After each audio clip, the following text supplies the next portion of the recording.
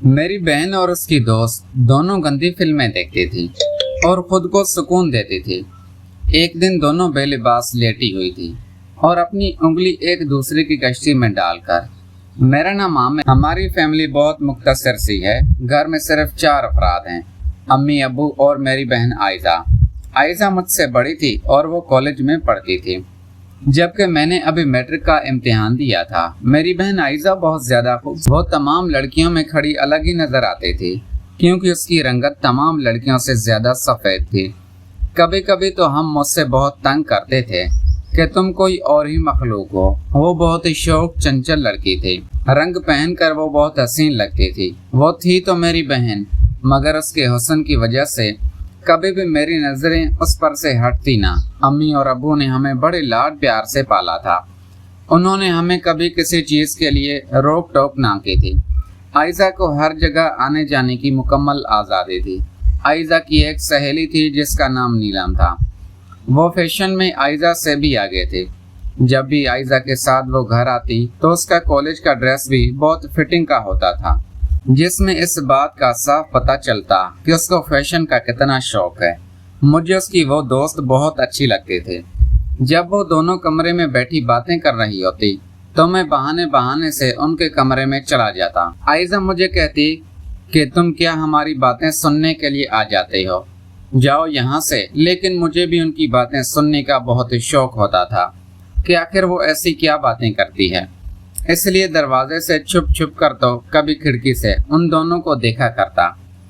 आयजा और नीलम एक ही बेड पर लेटी होती और दोनों आपस में दुनिया जहान की बातें करती। मैं कभी किताब लेने तो कभी कोई चीज़ लेने के बहाने उनके पास से गुजर जाता, क्योंकि आयजा का और मेरा एक ही कमरा था। उन दोनों के पास मोबाइल भी था। मोबाइल तो अम्मी अब्बू ने मुझे भी लेकर दिया हुआ था, लेकिन मैंने उस मोबाइल का कभी भी कोई गलत इस्तेमाल ना किया था।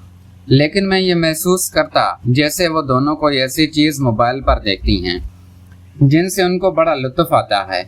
मैं दरवाजे से पूरी तरह कान लगा देता, लेकिन फिर भी मुझे किसी चीज़ की कोई आवाज़ ना आती। दोनों ऐसे साथ साथ रहती जैसे एक दूसरे के निकाह में हो। जब कॉलेज से छुट्टी करनी होती तो आयजा फ़ोन करके नीलम को पहले ही बता देती। फिर नीलम भी कॉलेज से छुट्टी कर लेती। नीलम जब भी आयजा के साथ घर आती तो मेरे गाल पर जोर से चुटकी लेती और आयजा को कहती कि यार तुम्हारा भाई कितना क्यूट है। उसका उंगलियों से मेरे गाल को चूमना मुझे बहुत अट्रैक्ट करता था और मैं काफ़ी देर उसके हाथों के लम्स को महसूस करता रहता। मैं दिल में ये सोचता कि काश नीलम जैसी दोस्त मेरी भी हो।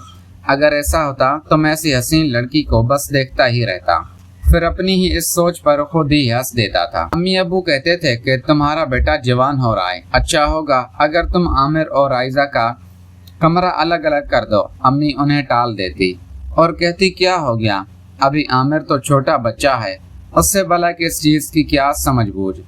दोनों बहन भाई मिलजुल कर एक दूसरे के कमरे में रहते हैं। आयजा भी इस बहाने आमिर पर नजर रखती है। मुझे अम्मी की ये बातें सुनकर गुस्सा आता था और मैं सोचता था कि अम्मी को कहूँ कि अब आमिर बच्चा नहीं रहा बल्कि जवान हो रहा है और बहुत सी चीज़ों को समझने लगा है। एक दिन नीलम और आयजा कॉलेज से वापस, वो अम्मी को खाने का बोलकर दोनों कमरे में घुस गई।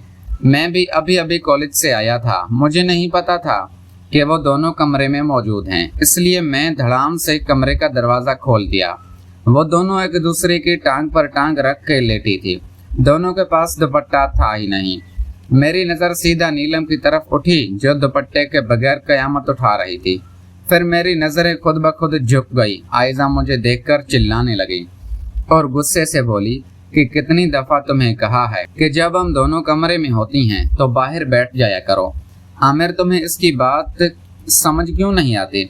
नीलम के सामने इस बेइज्जती पर मैं शर्मिंदा से पानी पानी हो गया और मुंह लटका कर बाहर आ गया। नीलम के जाने के बाद अम्मी आयजा पर गुस्सा करने लगी कि आइंदा की बात खबरदार जो तुमने अपनी किसी दोस्त के सामने मेरे बेटे को डांटा था, बच्चा है अभी इन चीज़ों का क्या पता। तो आयजा मुझे देखकर मुंह बनाने लगी और अम्मी से कहने लगी कि अम्मी आपका बेटा बहुत होशियार होता जा रहा है। मैं काफ़ी दिन से नोट कर रही हूँ कि ये नीलम की वजह से बार बार कमरे में आकर घुसता है। अपनी उम्र देखे और हरकतें देखे। یہ باتیں 100% سچ کہہ رہی تھی۔ میں اس کی بات سن کر چور سا ہو گیا تھا۔ یہ صحیح تھا کہ میں واقعی نیلم کی وجہ سے بار بار کمرے میں جاتا تھا کیونکہ وہ مجھے اچھی لگتی تھی۔ پھر ایک دن تو جیسے غضب ہو گیا، امی ابو گھر پر نہ تھے اور نیلم کالج سے سیدھی گھر آئی تھی۔ میں نے اس دن کالج سے چھٹی کی تھی۔ عائزہ نے مجھے انگلی اٹھا کر کہا کہ ہم دونوں کمرے میں جا رہی ہیں اور تمہیں کوئی ضرورت نہیں اندر آنے کی۔ وہ مجھے دھمکی دے کر چلی گئی تھی، لیکن میں بھلا اس سے کہاں ڈرنے والا تھا۔ میرے دل میں گدگدی ہو رہی تھی کہ آخر وہ دونوں ایسا کیا کر رہی ہیں اندر، جو انہوں نے مجھے سختی سے اندر آنے کو منع کیا ہے۔ کمرے کا دروازہ تو بند تھا۔ میں نے کھڑکی سے جھانکنے کی کوشش کی۔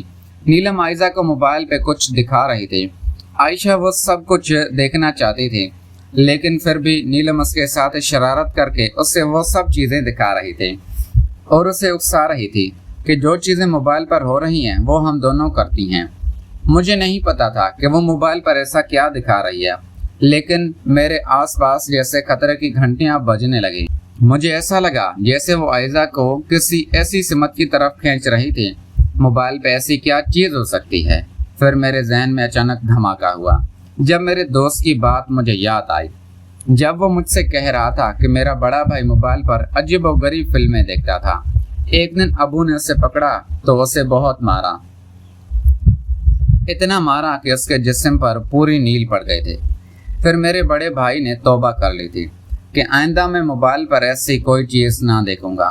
میرے دوست نے بتایا تھا کہ اس کے ابو نے اس کے بھائی سے موبائل ہمیشہ کے لیے لے لیا تھا۔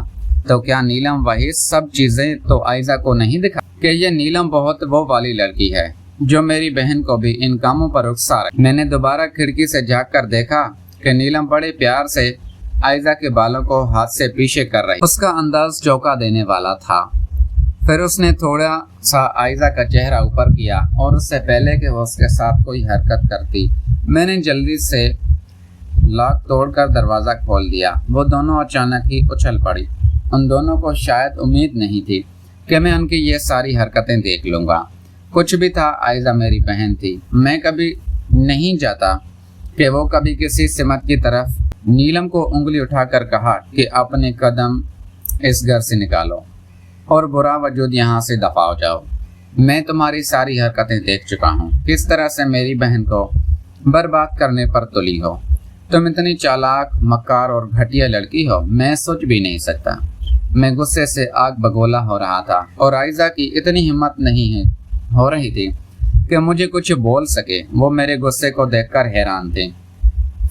نیلم بولی، عامر آؤ میرے پاس، میں تمہیں وہ سب کچھ کرنے کی اجازت دیتی ہوں، اور اپنی باہیں میرے گلے میں ڈال دی۔ میں پھر کہاں رکنے والا تھا۔ جذبات میں سگی بہن کو بھی نہ چھوڑا۔ عائزہ مجھ سے شرمندہ تھی اور میں